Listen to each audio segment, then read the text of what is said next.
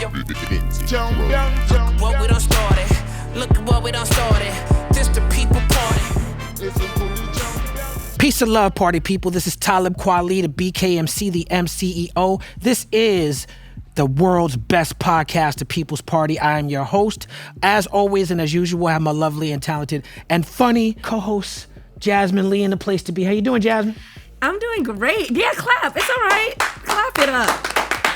What's going on, Jasmin? You know, I'm feeling especially lovely today. Explain why. I just feel like I look hot. That's why. You feel like you look hot? Yeah, I mean, I know it, but, you know, okay, it's a yes, feeling, it's more too. than a feeling. And now you made me look conceited in front of all of our amazing viewers. Hey, man, I'm not the one who jumped into that subject matter. It's facts. But you look hot. Thank Good you. job. Good job. Now, today, we are going to... Well, before we start, I want to say this. Wu-Tang Clan is the most important group of all time. Mm-hmm. There's a lot of great hip-hop groups. A lot of people that deserve their flowers. A lot of people who put it down. A lot of people that inspired the Wu. But through doing this show and the people we've interviewed, Method Man, Raekwon the Chef, Inspector Deck, the RZA, it's become clear to me that the impact of what Wu-Tang represents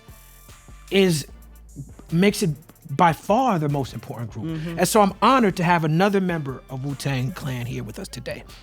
Our guest this week is a legend in the annals of hip-hop history. He is a member of Wu-Tang. He stormed on the scene making history when I first heard him in Ice Cream, one of the greatest love songs ever written of all time. He solidified his presence throughout his career. Whether he's been considered an official member or not, whether he's had his own solo success or not, he's always kept his darts very strong. His solo work includes The Pillage 2, Yin and Yang, The Struggle, Slang Prostitution, The Pilgrimage, Earth, Wind and Fire, Hook Off, Ear Candy, Black is Beautiful. This year he came with the Black Tarzan. We are welcoming one of the greatest slang doctors of all time.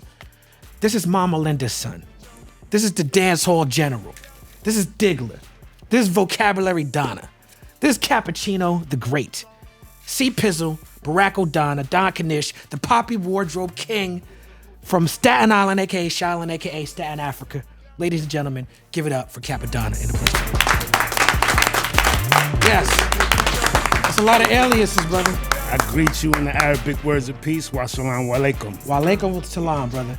Thank you for coming on the show. Yes, sir. I appreciate you. I'm glad we get to have this conversation. I'm honored to be here, brother. I have so many Pleasure questions. is all mine. You moved from Brooklyn to Park Hill, which means you started in Brooklyn, right? Yes. There's quite the Staten Island Brooklyn connection in the Wu-Tang Clan. Absolutely. And you exemplify this. Park Hill, aka Homicide Hill, Killa Hill, growing up in and around and under the Verrazano Narrows Bridge. When Capone, which is the root of Cappadonna's Supplier, Capone and Noriega, he raps about trafficking coke and marijuana across the Verrazano. Like, that connects Staten Island to the city for the first time. That's right. You know, talk about just that area of the world and how that impacted you. Staten Island, I moved there from Brooklyn when I was about 7. Mm-hmm. You know, they wasn't even really fully completed the projects yet at that time. So we was there pretty, fairly young. And, you know, we used to go back and forth. My family of 5 siblings, you know what I'm saying, mother and father, we all moved to Staten Island. I burnt the house down in Brooklyn. You know what I'm saying? I was playing with matches under the couch. Oh my gosh. So if it wasn't for that, we probably would have still been living in Brooklyn. Wow. You know what I'm saying? So that's how we got to Staten Island. And it was just, you know, we was like one of the first black families there, you know what I'm saying? And brothers started moving in, you know, one by one, but we basically groomed that block, Park Hill, and you know, a lot of DJs and MCs was there even before that. That was, you know, my elders that was older than me, like Funky G, the Disco Tizes, Quince and Punchy, and the Amphetamine Machine, and all of that. You had Scotty Waddy, the Bliff Brothers, Phase 3, you know what I mean? So I grew up around all of that, so it was inevitable, you know, for me to be attracted to that. Plus, at that time, You know, LL Cool J was coming out, Run DMC. I've been around since Sugar Hill Gang and the, you know, keeping my ear to the street on the hip hop level. So, you know, that's how I incorporated that into my youth. Yeah. You know what I'm saying? And that, and with graffiti, you know what I'm saying? The whole culture, you know, the culture didn't make us, Lord. We made the culture. That's right. Yeah, so that's Culture chants. yeah, that's how we started. I remember the first magic marker. We used to be the El Marcos. And we used to change the ink in it, tag on the wall. That's where we started the names at. Right. And those styles. Those Right. early train styles that That's ended right. up going around the world, but started because of those markers. That's right. That's right. So it was all of it was a language. You know what I'm saying? It was a way for the, you know, the oppressed voice to be heard. Yeah. So we spoke through our clothes, sneakers with no laces, glasses with no lenses. Right. You know what I'm saying? Mixing street fashion with high fashion. Yeah. With science too. Yeah. With science. Yeah. See all things clear. Absolutely. You know what I mean? Did you see that movie, The First Purge? Yes. And it took place in Stapleton, right? Some of it. Some of it, right? Yeah, 'Cause some of that, yeah. It took place there because of just the way that those projects are built. And a lot of projects are like jail. Especially that one. Yeah. That one reminds me of Elmira. I was in Elmira in like, I think 80, 89, 90. I was in Elmira, and that was the first time I really been to jail. That was, it looked at like Stapleton. They had galleries up. It was about 8 galleries. And, you know, brothers was throwing piss and crap off while we had to walk the plank. It was like one long line. But that's how Stapleton, Right. that's how Stapleton looked. And it ain't the place you want to just be going there, you know, flashing your shines Right. and all that. Word. If you don't mind me asking, what did you get locked up for? I used to sell narcotics when I was young. Okay, there's Yeah. a lot of, that's a familiar story.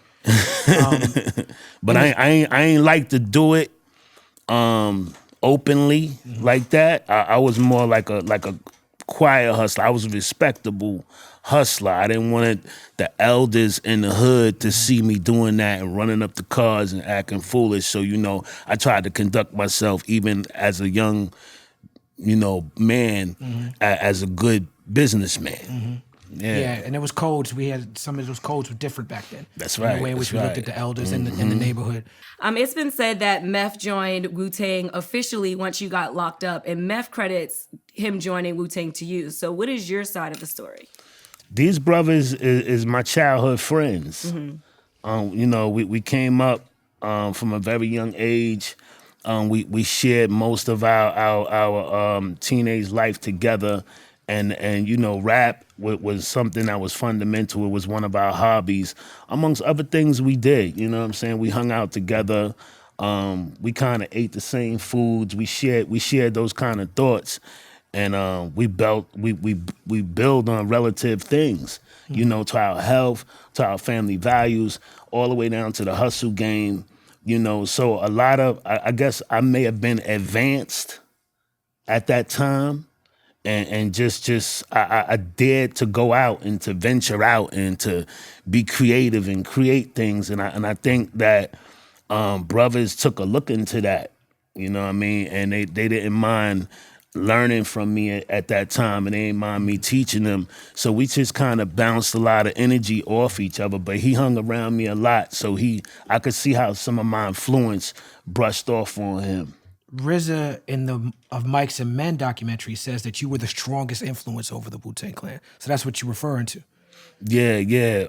Well, as far as Meth, we had encounters with RZA and where we battled. You know what I mean, on the mic as youths and whatnot. And I used to get a lot of victories at that time. So yeah, they looked up to me on that behalf. You know what I'm saying, and on behalf that I was just a good street dude. You know what I'm saying. I was a hustler, innovator, creator. You know what I'm saying. I knew the math. You know what I mean. I just and I was traveling.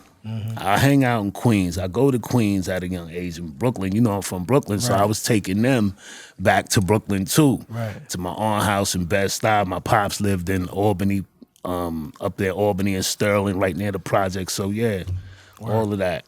All right, so how did RZA's vision impact your life? And we've now talked to him, Meth, Raekwon, and to Deck about it. So now we're asking you also how fully formed was RZA's vision of what Wu needed to be and what it could be.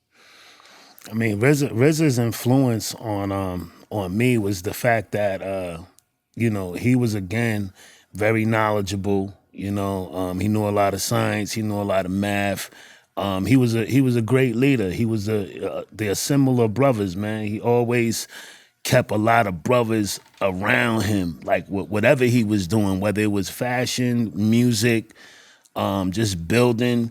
They used to all meet up at this place called The Shelter. It was like right near the ferry. And that's where I used to see him all the time. And it was wild over there at the ferry. It was the bus depot though. So all the projects that was getting out of school from whichever mainly met there. And that's where he used to be building. And like I said, he was all in Park Hill. He lived in Park Hill. And I was attracted to the style and to the fashion too. And we used to bounce thoughts back and forth. And like I said, we used to battle at a young age and everything. We was competitive. You know what I mean? And but it was all of us. Always all of us. It wasn't just RZA. Like you'll see RZA, Ghost, and Ray, and all of them. You always seen us, man. So yeah, we took that all the way into the rap arena. That same energy. I mean, from renting cars to the hustle game to how we eat. When I came in the game, I say 25 years ago or so, I was still eating meat probably at that time. Mm-hmm. You know what I mean? Like 30 years ago, I was still eating meat. And once I got in there, brothers was vegan and brothers, so I just jumped right in. Yeah. And I made it I made it to this day. Everybody I know loves the Hulu show, the Wu-Tang American Saga. And, obviously it's a TV show, so obviously there's TV elements. It's inspired by y'all story. It's different than a documentary, right? But one of the favorite scenes is when Devon go to jail. Okay. And the Cappadonna character is pressing them in this battle between Stapleton and Park Hill. Right. And then the Cappadonna character is doing rhymes that we hear later on the Wu-Tang album. How accurate is that scene? I didn't bump into mine in the P now in real life. Right. But we did get locked up around the same time. You know what I mean? So, but we went to different jails. But that would be a depiction of how life would have been if I would have had a bumped into him on that level in the P now. Right. Because I was definitely rapping in the P now when my brothers was already in stardom. Right. So, people knew that I knew them. They knew I was from Staten Island. So, that definitely meant something. The brothers locked up. Yeah. I've lived a life of privilege in terms of I've never been locked up. I've never had to go to prison. That's a privilege for a black man. Being an entertainer, I've missed Thanksgivings with my family. And early in my career, I grew up where no matter what happened, we all got together on Thanksgiving. So I vividly remember the first Thanksgiving I missed, just touring on the road, and it was devastating to me. You on Savage Life rap about being in jail on Thanksgiving. So can you maybe explain that to people who've never been through something like that? I mean, it just it teaches you a lesson. That's what it's about. It's to take you away. Jail is not to enable you to go out there and be a better criminal. It's to teach you a lesson about your wrongdoing. So the things that you took for granted, you learn that, not having them now, it helped you to better your thoughts and choices when you come in that situation again. You know what I'm saying? Like you, for instance, I know you say that it may have been luck that you never been locked up, but at the same time, Lord, it was the choices you made that kept you right, Lord. You made good choices, even if you was hustling and didn't get caught, you still made the best choices, Lord. Right. You know what I'm saying? So that's what that's for, man. And you know, to have Thanksgiving taken away from you and to not be able to indulge in the normal things of life, being locked up, you know what I'm saying? That's supposed to help you, you know, what they call it, rehabilitate yourself. Right. You know what I'm saying? Not them rehabilitate you. You rehabilitate yourself because that's right. You Can't depend on the understand. system. Right. You understand that you don't want to be away from your family and what that means to you. Mm-hmm. You understand? Yeah. When I did my 16 hours in jail, it was the day before Thanksgiving. Excuse your face, Talib. It was the day before Thanksgiving, and what broke me, because I was like the strong woman at first, like, oh, it's all right, guys, you're gonna let us out, is when they gave us dinner, and these mashed potatoes, I could have gotten a potato and just smashed it, and it would have tasted better than these mashed potatoes. I don't know how the hell they made those mashed potatoes so fucking nasty. Mm-hmm. Well, you know, also it's a state of mind. Because, you know, if you hungry, you can eat a bag of chips and it tastes like a steak. Word. You know, there was times I've been in those predicaments. I had Thanksgiving on the road too, you know, as well. And we was way up in Bozeman, Montana. Mm-hmm. I'm sure you've been up there once or twice. It was cold. Yeah. Everything was closed. It was Thanksgiving. You know what I mean? They let us in the hotel or something like that and let us get in the kitchen because they, you know, they was feeling it too. They was at work apparently. They're working, right? Yeah, so they let me get back there. They had like mad tuna fish. I just made about six to 10 cans in a pot. Chef them up. Man, I did that tuna right.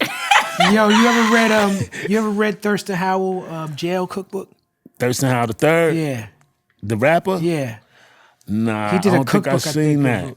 Like jail recipes. But I think I seen a joint on HBO not long ago. Another program with some big dudes that was making they was making some barbecue chips with some Jack Mac and yo, it was crazy whatever they was making. Right. But yeah, I definitely know about the jail food. The Jack Mac is an octopus, rice and beans, hot pots. You said octopus? Yeah, octopus in jail? Yeah, octopus. That's like some Scarface shit. But not calamari. It come in the can. Remember in the Scarface movie, he said, I don't want to eat no more octopus.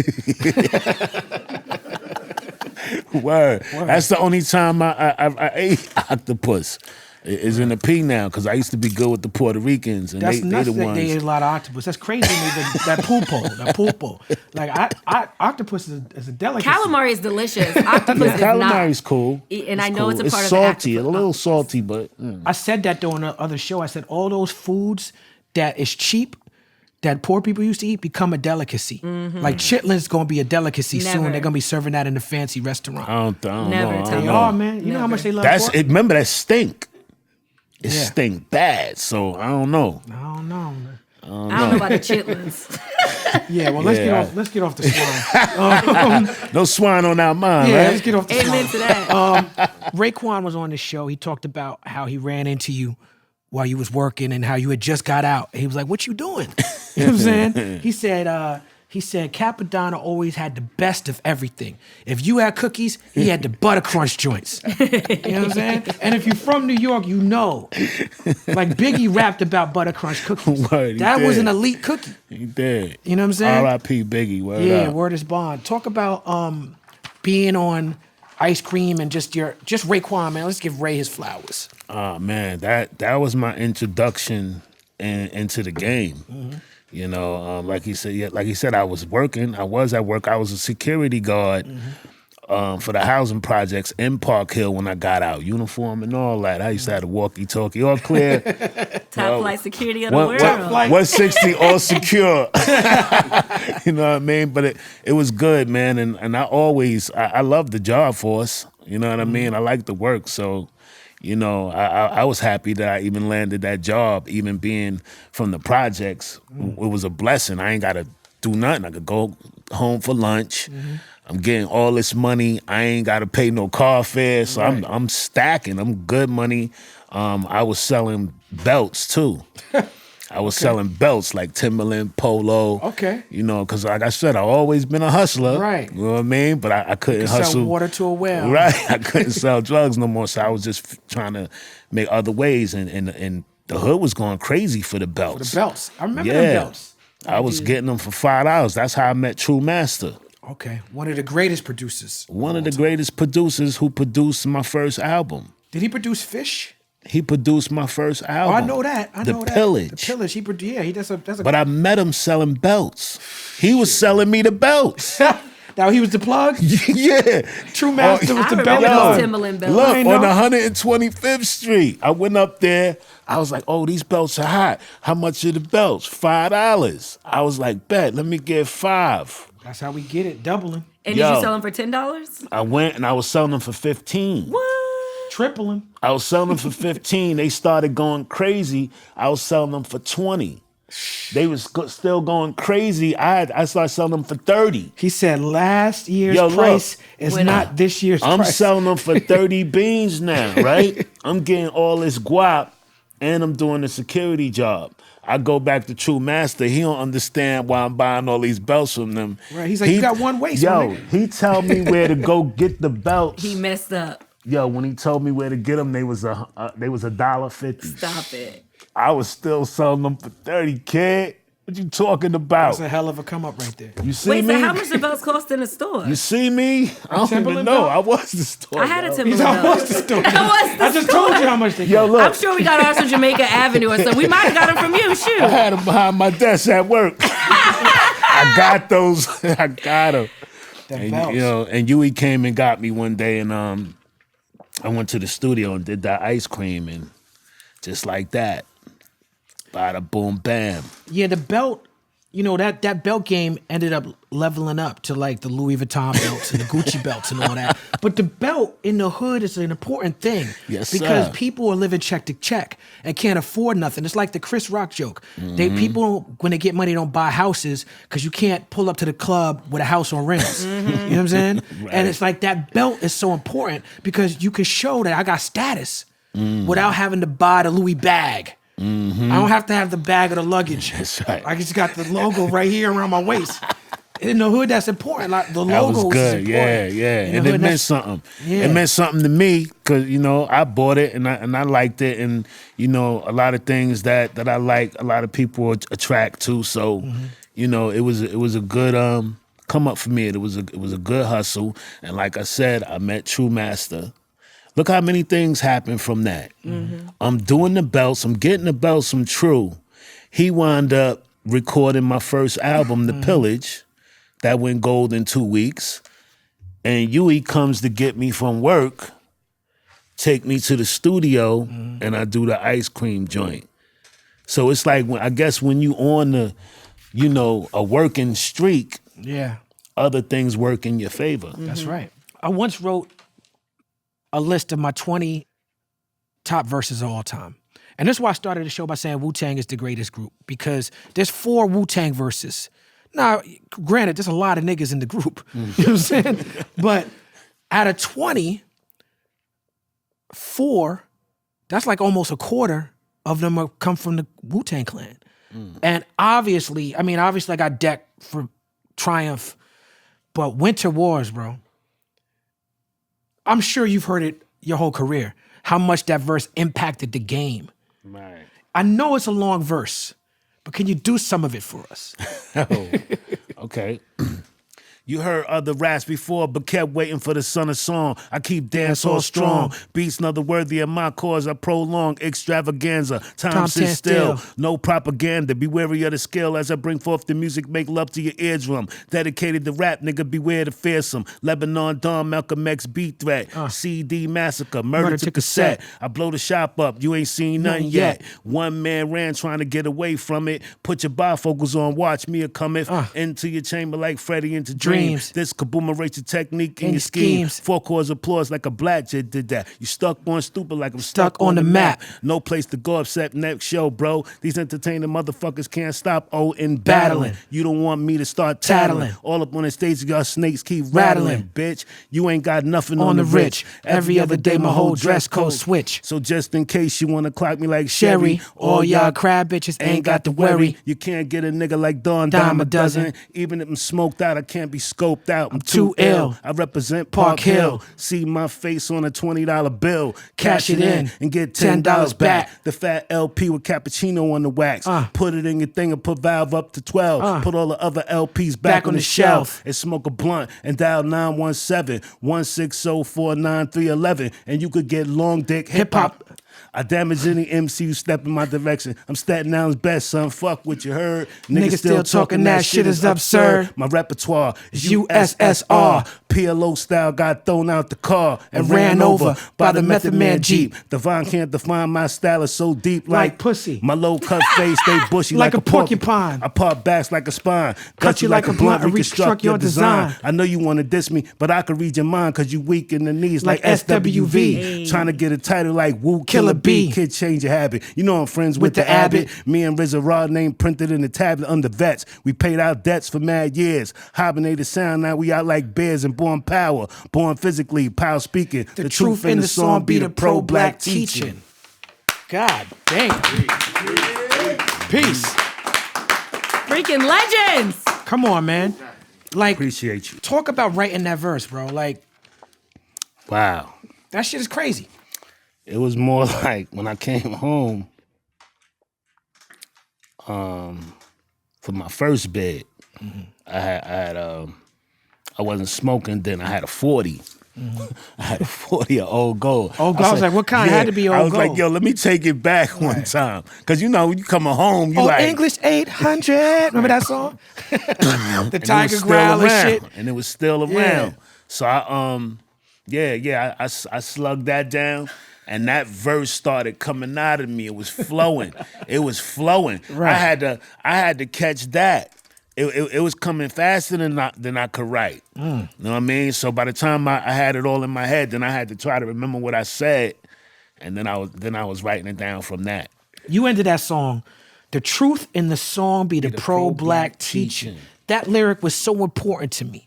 You know, you popped up on the Iron Man cover, Kofi and all that, as you would say. You know what I'm saying? Wu-Tang is for the children. Wu-Tang is a pro-black group. That's right. But you have consistently vocalized the most pro-black lyrics. You have an album called Black is Beautiful. You have mad Malcolm X samples. You say, slang editorial, set the black people free. Too black for Hot 97 to save the children. Black and I'm proud of everything I've accomplished. The Pillars 2 starts with Let's Get Free, which is the name of a Dead Prez album. So explain to me why you felt the need to be so vocally pro-black in the way that you approach music. Well, that come from, you know, just knowledge and, you know, my culture, my background, where I come from, you know, our ancestors and you know, slavery and all of the things that we came through and fought through, you know, got over and got under, and, you know, that levels and levels of oppression, you know, amongst me and my people, you know, like if you're going through oppression, I feel that. That's right. You know what I mean? Because we brothers from other mothers. Right. You know, and it affects me. If one of us is not free, none of us are free. That's right. So, I mean, and it's just not free to, you know, as far as us being able to travel, you got to be free economically. You got to be Equity free and mentally Yeah. and socially and spiritually. You know, these are a lot of avenues that make up for our genealogy. You know what I mean? So that's why even still, you know, I go into spiritual aspect of it. I go into the mathematical aspect of it. I go into the educational aspect of it. You know what I mean? Because I came up in special ed. Yeah. You know what I'm saying? So it's important for me to let brothers know that knowledge is infinite. There's no limit to what you can accomplish. I know, you know, a man online that I use as a reference who makes sculptures inside the eye of a needle, but he can't read or write. You know, Allah said if you can't read or write, then recite. True you could indeed. sing. You could sing all them songs, right? True indeed. True indeed. Recite. What's a cherry head motherfucker? What's a cherry head nigga? What is that? I set this interview up just to ask you that. Nah, cherry head is just, you know, somebody who just you know, they ego is getting the best of them. You know what I'm saying? Don't let it go to your head, you know? Word. Like that. So that's just a cherry head nigga. Nigga who just let everything go to his head and act like, you know, there ain't nothing else that could be learned out here. 97 was such a big year for you. 97 mentality dropped, which I feel like was ahead of his time in terms of like the no drum style that Griselda and them is fucking with right now. Do you fuck with Griselda and them? Yeah, I love Griselda. Big up to all of them. Benny the Butcher. I just went to a Benny the Butcher show in Silver Springs with my man DJ Saki. He invited me over there. I met 38 Special.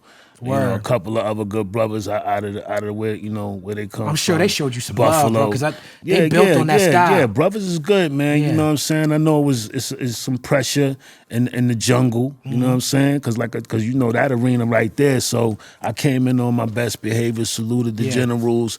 I was on the stage with them and all that, and it was beautiful, man. You know, and that's all I like to do is just want to link up with my brothers, salute, peace, and you know we got to work together or build something together.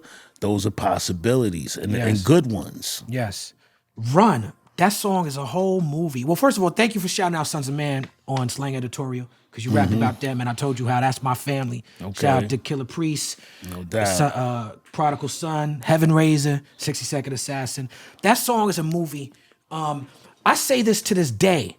When someone says, where do you live? Quality, because you know I travel a lot. Where do you live? I say I'm in the breeze with the blunts. And I got that from that record. And ever since you dropped that record, I've been saying that. You know what I'm saying? This is where I live, in the breeze with the blunts. No doubt. I appreciate that. You know what I'm saying? Word. Nobody dropped their trees or their fronts. Word. You know what I'm saying? Now, your concept for Run was revisited with the Ghostface and the Jadakiss song. Right? Was there conversation about that? Nah.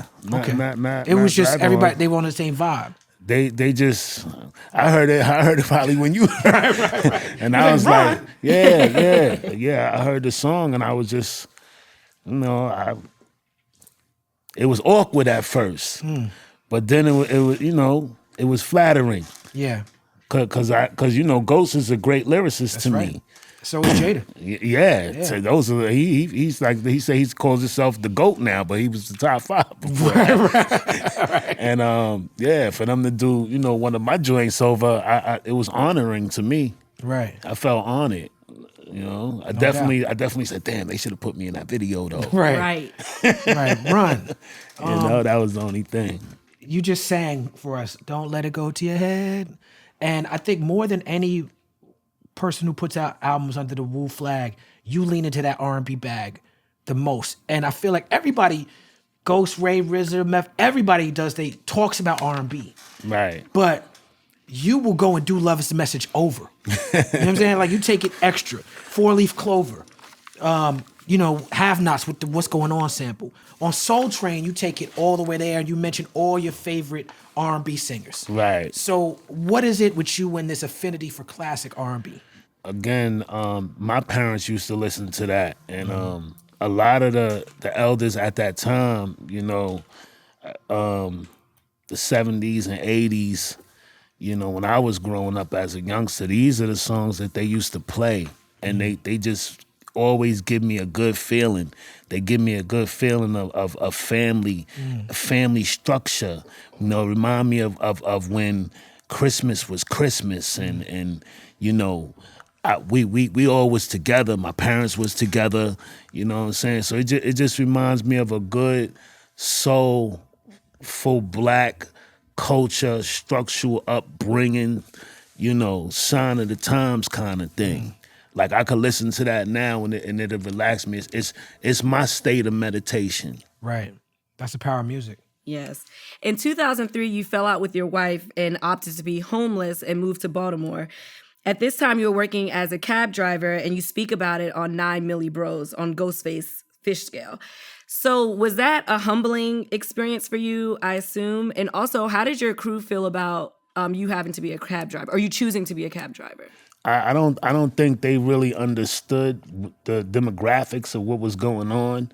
I mean, I heard Yui speak on it in one of his lives one time. He was filming something outside and he seen me come through with the Range Rover that I was using as my cab. And he was like, there you go right there. and And, you know, I just stuck my head out, smiled, and kept going.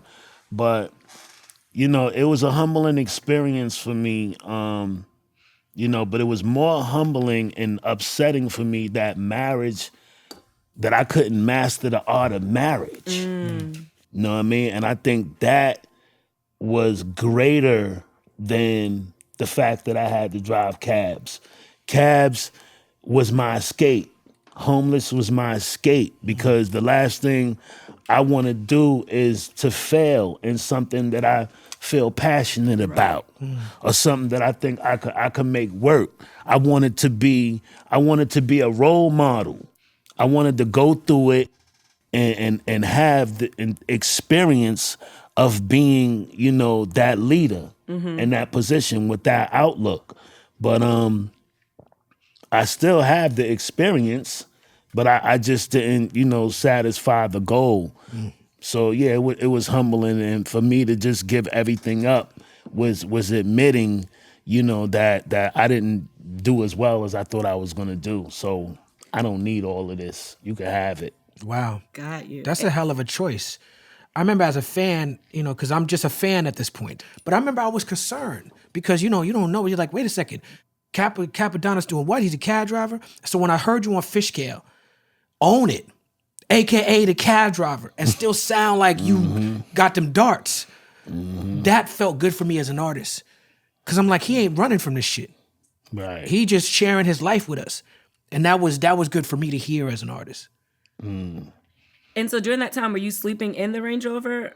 Yes, I was. I was sleeping in the back. I was moving between Baltimore and because that's where my house was. I had triplets too. Wow. At that time, you know, so it was a lot, and I was to drive back and forth to Staten Island and just all around, you know, just doing my cab thing and just pondering my thoughts, just trying to get, you know, everything back on a certain path and you know, a better path, and recreating myself and my situation. I love that you kept choosing to do the right things, although it might be a little bit harder, because when you came back, you were doing security and selling belts, and then, you know, you left your wife, but then you're doing cabs instead of going back to old habits. So I commend you on that. Thank you. Inspector Deck appears on both Put God First and Honey's Look Good. That's your Park Hill brother, and you were both on the roof together in of Mike's and Ben. Can you talk about Inspector Deck's impact on you? Inspector Deck, you know, he was just that was my brother, man. Like he came to build with me. He used to come to my house all the time, you know, and brothers giving me an opportunity to build with them. You know, it's what I learned in all of this time is there's nothing stronger than brothers coming together for a cause. You know, the results is inevitable. It's like I've done it over and over again. And, you know, the fact that we came together, I taught Deck how to sew. You know, how to sew, how to straight leg his jeans. Word up, turn them inside out, you know what I mean? And I didn't know that. He told me like this summer. he told me this summer, and I was like, wow. I'm like, yo, how old was I? You know what I'm saying? When I did that, I had to be about 18, I don't know. But just things like that, man. And that's, you know, the pleasures of brotherhood, man. You know, and that's what we get from each other. I mean, we was even locked up together. Now, me and Deck was in Brooklyn House. Wow. We was in Brooklyn House together, you know what I'm saying? Because, word, you know. Brooklyn House, no. We was playing with ratchets and all of that. So, you know, we had different cases, but we definitely seen each other. And then I used to hustle with his older brother, Big Oz. See, he was my hustle partner. So that's how I also knew Deck. And we worked behind the door in another project. So we was getting money like that. And we used to go and get the wallabies, like 5 pair at a time, like 10 pairs of shark skins. You could ask them when we used to go down there, the lady used to come outside. 5 free for you first. 5 free for you. And then I used to buy 10 more and get them tailored right there. I want to talk about the song Mystery God. Samples my favorite song, one of my favorite songs, Aretha Franklin's version of Nina Simone's Young, Gifted, and Black. Okay. That's such a beautiful record. But at the end of it, so, okay, and of Mics and Men, Raekwon talking about that theater y'all all sitting in. Right. And he's like, man, I think I saw the Wizard of Oz in this theater, right? Right. And on that album, on that song, y'all breaking down the God body knowledge behind the movie Wizard of Oz. I had never heard that. Can you take us behind that? Yeah, I was breaking that science down on that album. And in fact, on the cover, that's me on the cover too. It looked like it's something round. That's me on the road traveling. The science is that, you know, if whoever's seen The Wizard of Oz knows that, you know, Shorty was trying to escape her reality. You know what I'm saying? And in doing so, she ended up in the world, in the big world, and she was looking for her identity. That's what she was looking for. She was looking for her identity. And in doing so, she was meeting other people on the road that was able to journey with her that was also lacking understanding and things that one was needed a heart, one needed courage, one needed a brain. And you know, what they discovered in the end was that all of that was already with them. It was all internal. All you had to do was look inside. Right. Look inside yourself. So that's where the whole ideology of knowledge of self comes from. Word. You know, the most important person in the whole wide world is you, and you hardly even know you. Like, I would never know that I would be at this level of entertainment. Word. I ain't see that coming. You know what I'm Nowhere saying? in your career did you see that you were gonna keep Nah. till you got here. No, like I said, I was focused on the work field. Right. The workforce and how I was going to get in there and was I ever going to get into one of those Manhattan buildings. But I did wind up delivering the payrolls for them. That's why Staten Island and the Verrazano Bridge and the ferry is so important to y'all story right. because it's like the proximity to Manhattan was so important. And you know, Meth and all of them worked at the Statue of Liberty. Meth, U-Guard, you know what I mean? So, yeah, we was definitely trying to get money selling newspapers. We was doing everything, man, that we could do. And that was, like I said, those are my childhood friends that still to this day, we together. Word up. You have been very, in the best way possible, open, emotional, and sensitive in your records. Like I said to you earlier, you don't do a lot of interviews. Right. So in order for me to get to know you, I had to listen to all these records. And you constantly putting out music, so it's easy. Right. Can't Keep a Good Man Down, the acapellas, 1, 2, and 3. You really tell us a lot about your life. You talk about the situation with your wife. You talk about drug use. You talk about depression. On Stay Shining, you say your heart is broken, has been broken for years. The refrain on that, wipe my eyes because I'm crying while these devils keep lying. Why was it important for you to be so sensitive and open with your emotions and your personal life at that time? I call it's a form of reverse psychology. My study is sociology, and Okay. And my father's a sociology professor. yeah, I'm a self-study, and you know, by me reflecting that picture to the people, it helps the ones that can't really articulate and get to express themselves. You know, it gives them a better opportunity to also be able to do that by watching me do it. Then it enables them and gives them the incentive to come forth. Word. So that's why I do it. And also to show people that I'm a real individual, you know, with feelings, emotions, and you know, ups and downs like everybody else with a touch of gangster. Word. I want to thank you for those lyrics too, because Appreciate thank you. you for sharing in that way. On the Earth, Wind, and Fire album, you have a song dedicated to baby mamas, a word that I hate. And you said this is the end of the conflict between baby daddies and baby mamas. Can we talk about that song? You know, that song was dedicated to, again, the responsibilities of male and female in a relationship. Like, if you ever seen the video, I'm in the hotel writing that song. You know what I'm saying? So a lot of times I gotta be on the work site, and it's a good thing that I'm able to work and be able to provide like that. So, you know, that is what I want to understand is what I'm doing. And that's why I'm always out. Right. Even if I was hustling, even if I'm out all night, it's just part of my plan to be the best that I can. You know what I'm saying? And the conflict is over because, yeah, that's the understanding. But now understand also the nature of man.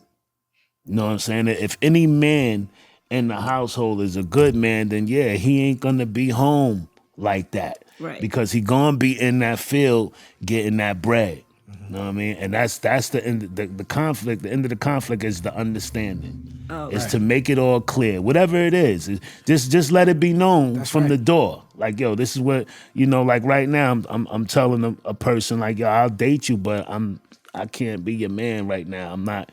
I don't feel I'm qualified. Right. I might slip up. Give me some more time. Mm-hmm. That way I'm accountable for my actions. Well, God's called women to wisdom, right? That's right. So and then you said you're trying to get to the understanding. You got to have the knowledge and the wisdom to get to the understanding. Absolutely. Yes, indeed. That's the order. It's the nature. I feel like, I mean, you have to like release the negativity in those words, but I feel like baby mama and baby daddy are just like such negative words in our community that I typically don't use either one of them. I treat them like that, like saying nigga, and I say nigga all the time. What about baby father and baby mother? I say my child's father, or I say I have a daughter. I do not say those words. When someone calls me a baby mama, so right there, that's tomato and tomato right there, right? See, it is, but it's code switching because I do the same thing. Like it's code switching. Like if I'm talking to strangers, right, out of respect for my baby mama, I say my child's mother. But I'm talking to my friends, my baby mama.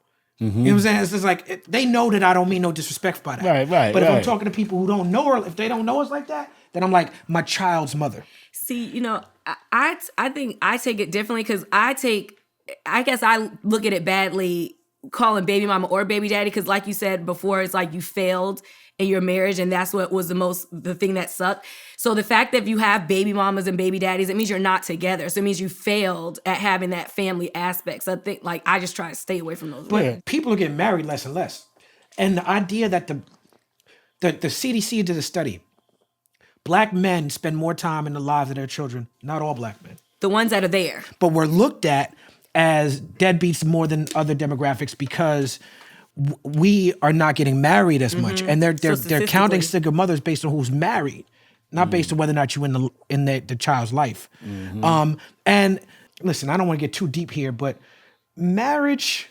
Listen, I'm not even gonna go into that. This is not the podcast for that. People's party after show. We're gonna talk about that off camera. It's tough, but we can't run from it though. I mean, it is what it is. People getting married less, and you do your best with what you got, man. Mm-hmm. You know what I'm saying? Like I said, I'm eligible to speak on it because I have the experience, and that's the main thing.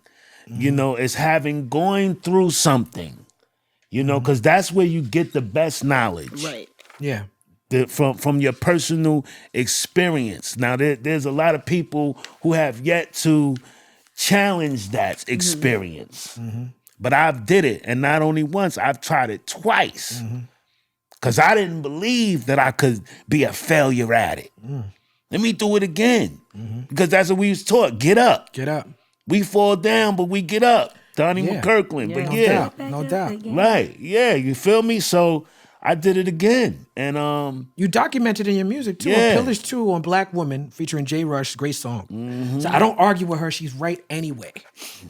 Amen. How about that? You understood the assignment. You understood the assignment. How about that? You know, and then you got to understand, and then you got to also be able to, to bow out gracefully. Mm-hmm. But remember, the reward goes to the one who endureth. Mm-hmm. That's why they say, the ones who endureth is going to get the victory. That's right. You know what I mean? And that just the knowing that make me want to do it again. Because I got to beat this game. I got to beat it. Right. It's like everything else, man. You want to be a pro at it. Practice, work. Word. That's what it takes. There's not a lot of female MCs in Wu-Tang. But on Hook Off, You have a couple female MCs on this album. You did your part, brother. That's right. Wonder Woman sounds amazing on this album. I don't know who she is. Wonder Woman. Yeah. Salima Young. She's from Brooklyn too. Okay. We was both born in Brooklyn Jewish Hospital. Me, her, Master Killa, Nas. Okay. Brooklyn Jewish. But yeah, she's Wonder I was Woman. also born in Brooklyn Jewish Hospital. Hey, There we go. boom. And you rapped about that too. That was one of my questions. I was like, okay, we're gonna talk about Brooklyn Jewish Hospital. Nakiba Amaniye. She sounded amazing too. Yeah, Nakiba Amaniye. She's of Jamaican descent, I believe. Her mother is I want to say Sister Nancy. Okay. She had that flow in that on that record. Right, She right. started with the Jamaican style and then flipped into the MC shit. Yeah, on that Spiritual Love. Yeah, Spiritual Love, great And record. Yeah. My son, my daughter Deani's here. My son is named Amani, and then one of my best friends named Makiba. You know Makiba Mooncycle. Right, yes, So sir. when I saw that name, I'm like, that sounds like we should be friends. You know what I'm saying? And you said, yeah, that sounds like, right. yeah. Why was it feel you. important for you to showcase female MCs at that time? Again, I just always want the woman to know that they definitely the better half, man. They the first teachers. You know what I mean? And I glorify them and I put them on a pedestal. It's like, so I never want them to misunderstand, the nature of woman and the nature of man. We have something that was placed between us called enmity. You know what I'm saying? So that's why, we go through lots of confrontation, but I still respect the black woman to the utmost. I look at the black woman as the queen. You know what I mean? And that's what I practice to refer to the black woman as opposed to baby mama. Right. That's something that I practice, and that's how I motivate them, and I draw them near. I draw a woman near. You know what I mean? Because You got all that bubble gum. yes, they used to call it bubble yum. But yes, we must keep them close, man, and that's the best part of me. I love women more than football and basketball. Word up. So do I. So do I. Word up. I know all they stats. Word up. I know all that stuff. Got my fantasy football up. Oh my God, I don't know if that's right. Your fit is immaculate today. Thank you, as thank you. usual. You are the fashion guru of the Wu-Tang Clan. As we've already stated, a lot of the clan looks up to you in terms of like your wardrobe choices and all that. How did that start? At a young age, my brother was into fashion, so I got a lot of it off of him. Our culture alone, fashion and jewels came from the Jamaicans. That moved around my way. I was attracted to that. And just styling and just doing things, man. Like I used to spray paint my sneakers, the just being expressive. The glasses with no lenses was an expression, the big laces. And then I used to go and venture out. Like brothers would come with Pro-Keds or Nikes. I'll go look for another sneaker something that I just like. And I'll throw that on. Like I used to wear Prince, a sneaker called Prince. They was tennis shoes, but they didn't have them in Foot Locker. You only could get them from Paragon on 14th Street. So I shop I was different. fucking with the assistant managers. Right. My man, I used to go to Paragon. That's right. Get all the 14th fucking Street. Columbia gear and all that. Right. Get a little retro with it. Word. And so that caused me to be a trendsetter. Brothers see that. Deodoras. I was the first one. I was about to say, with the in Deodoras. the hill with the Deodoras, Yeah. word. And brothers was liking that, so I just try to be creative. And it's not about spending a lot of money. It's about spending less money but looking fly with it. That's what make you a wardrobe king. You mentioned the Jamaican style, and you talked about the sister Nakiba from Jamaica. Towards the end of a lot of your records, you lean into your reggae bag. And you work with a lot of reggae artists and you deal with reggae styles. And we all know that reggae is the godfather of hip hop. But what is it about reggae that makes you be like, I'm going to do that on these records?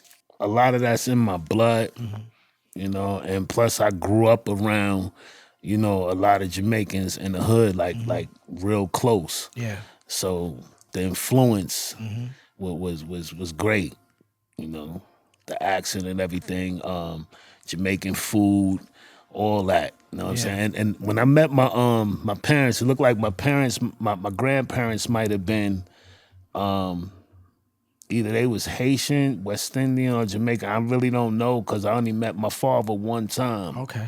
But he was from Brooklyn too. I met him that one day, and then I ain't see him no more. On Material Wealth off of FMTM, you say you get the women because you have bubblegum all the time. I hate bubblegum. Going back to the bubblegum. I hate bubblegum and I hate Bubblicious. But anyway, why do you think women love bubblegum so much? And is that still working for you? I don't know why they love bubblegum so much, man. I just think you know, it's just something to do. But you know, as a young man, you know, I was always attracted to the way girls used to make that bubblegum pop, and I used to just be staring. See, that's some hood shit right there. Oh my God, I hate it. With the sideburns, and I used to be like, yo, with the sideburns, that's a real. The Ashanti. How they doing that, yo? I used to be like, yo, she's popping this go crazy.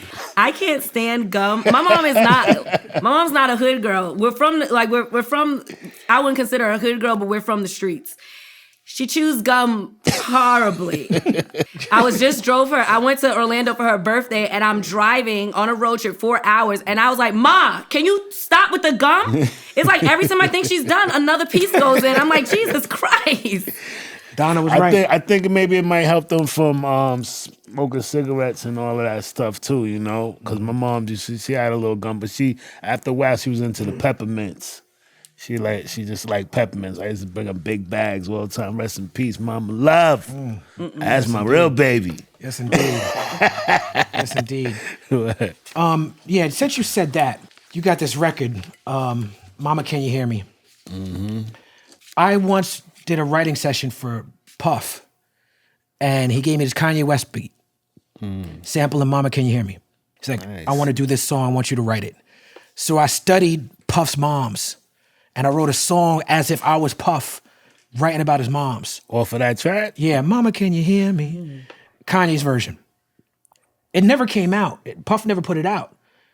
I remember we talked about it in the studio. He was like, I don't know if I could do what you're doing. It's like... It's actually online on YouTube. If you Google Talib Kweli, Mama Can You Hear Me, you hear my version of that song. Yeah, your version is better. That. I want to hear that. Check it out. I love my lyrics, but I'm pretending I'm Puff. So I'm talking about Janice Combs on the record. Okay. You talk about your moms on this record, but what you did at the end is where I was like, okay, because mine was like an idea that we never finished.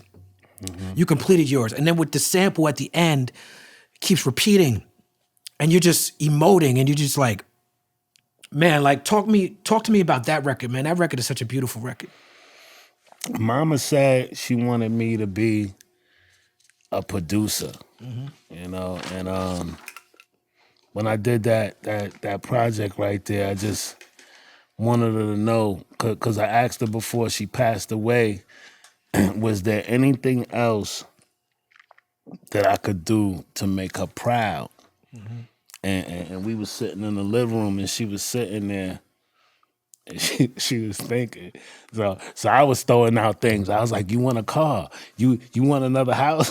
Mm-hmm. It was and there was nothing that she could think of. You know what I mean? So I just felt really, really, you know, honored that I was even able to be there with her to the end, because I wound up moving in with my moms before she passed away, and we built that house from the ground up. That's beautiful. You know, we told them where we wanted the plug sockets. Wow. And all of so that. You burned down the house and then you built the house. Yes, with my moms and her spouse, and yep, and I designed the basement so I could stay in the basement, and it was just beautiful. And you know, now I just wanted to make her proud, man. Word up! I think you did a wonderful job. And I wanted to know if she hear me, you know, doing this. Yeah, man. if she could hear me, and I told her, you know, my Mama, pops can you too. hear me? And you shout out your pops. You did a whole Yeah. verse about your pops on that record too. That's right. Absolutely. So you mentioned Brooklyn Jewish Hospital, where I was born, on Black Tarzan on the intro song Mean Streets. There was some controversy over the album cover of Black Tarzan? Yeah, they didn't like that one. I did kind of piece it together. It was my idea of a collage, but at the same time, it was it had some meaning in it. You know, it was the squares. It was the squares coming together to perform 360 degrees of completion. There's animals on there. It's like a deer, a bear, a lion, which represents certain This is Game of Thrones. powers. Exactly. Right. It represents certain powers and struggles. And you know, and then I was half lion, half man, of course. And that was all the science, just a touch on Masonic, you know what I mean, masonry and just the science of the concrete jungle all intertwined in one. I mean, they using the same ideologies. Yeah, you got the song But now you mad that Concrete Jungle. That song, you sound hungry as fuck on that song. You sound like a teenager on that song. Yeah. I'm going off on that record. I try to keep it youthful, man. I try to tap back in to a lot of those emotions, but sometimes it's difficult. You know what I mean? But that was a good expression of it right there, man. Yeah. And I like that project too. But it's different. And each one of my projects is different according to my recent experiences and some of my past experiences. Yeah. So, but most of them be sign of the times. Like you can go back and listen to any one of these albums or anything that you might got a problem with in life, and just Google me or any kind of song. Like you said, I'm all over it, man. And you keep dropping these records. It's you keep sociology. showcasing new artists. Like you owe New every artists. project you giving us some new artist that we never heard before. Yeah, I'm pulling them out. Your brother keeps changing his name. I'm pulling them out. Lounge Low, Lounge He gave me Mode. my name. Lounge Lounge gave me my name, Word. Cappadonna. Okay. He was calling me Kappa Slapper when I came home. Okay. But now he calls himself the Boomer. Oh, he got a new name. I ain't like Slapper. Kappa Slapper. Yeah, I was like, what's that? Right. So I just changed it to Cappadonna, and I thought I created the name, and then I put the NA on there, and it's Cappadonna, and I really thought I created it, and then after all these years, it's the first stop off the Verrazano Bridge. Wow. Right. Father Cappadonna Boulevard. So I was like, damn, divine. like how long has this been here? That's Like crazy. I don't like this been there all this time. Like Right. So one day I'm just sitting down, chilling, and the acronym come to me. Like it's clear as day. It was like, consider all poor people acceptable, don't oppress nor neglect anyone. That's quite an acronym. And as we learned on the show, it's actually a backronym. Yes, because you made it after you already had the Yeah, name. a backronym is a word, is an acronym that you create after you have the word. Because we talked about that with Ray with Cream, because I had studied Cream, and I'm like, oh, that's actually a backronym. You know what I'm saying? Yeah. Is You went back that and really a acronym. thing? That's a thing. A That's a thing. backronym. This is embarrassing as fuck. This is embarrassing as fuck what I'm about to say. My crew that I used to run with when I was living in East Flatbush and Flatlands area, we called ourselves the Hardheads. We were the Hardhead crew.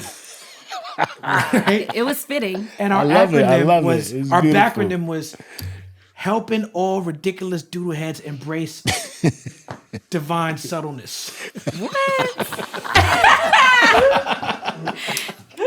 And helping all do heads? Helping all ridiculous doodle heads embrace all divine subtleness. What the heck is a do head? A doodle head. Oh, doodle head. Oh, were you guys 5? We were very juvenile. We were juvenile. This was a juvenile man. backronym. Yeah, that was dope. They're gonna be mad that I said this. That's too, when they crazy. watch it. They're gonna be, why you told everybody this? They gonna You be said the happy that it's still Flatlands. out. That's where I took the photo for the back of the pillage. Okay. I grew up on Avenue K and East 48th Street. Alphabet City, they call it, right? Yeah. It was two fare zone. We had to take the 2 train to the junction and then walk. Kings Plaza area. Kings Plaza That's where we Mall, used to, baby. That's where we used to be at. King's Plaza Mall. watching They got Steven the Seagal butterscotch cookies. There's only one of those. Oh, that's right. Where they got It ain't another one of those. It's the orange bag. Right. Is the Cookie House? Cookie House. And he brought me all the way back. Not the tap dance. You would love those cookies. Cookie House, Yo, I told you, Kappa know about the cookies. It's only one in the world. It's only one cookie house in the world. At King's Plaza I Mall. Googled it. Yeah, I'm a cookie monster. Snack King Cole. Yeah. Snack King Cole. You used to have all the snacks. Yeah. Black Tarzan also features one of my favorite MCs, Afro. How did you link up with Afro, who's a great MC? Wow. I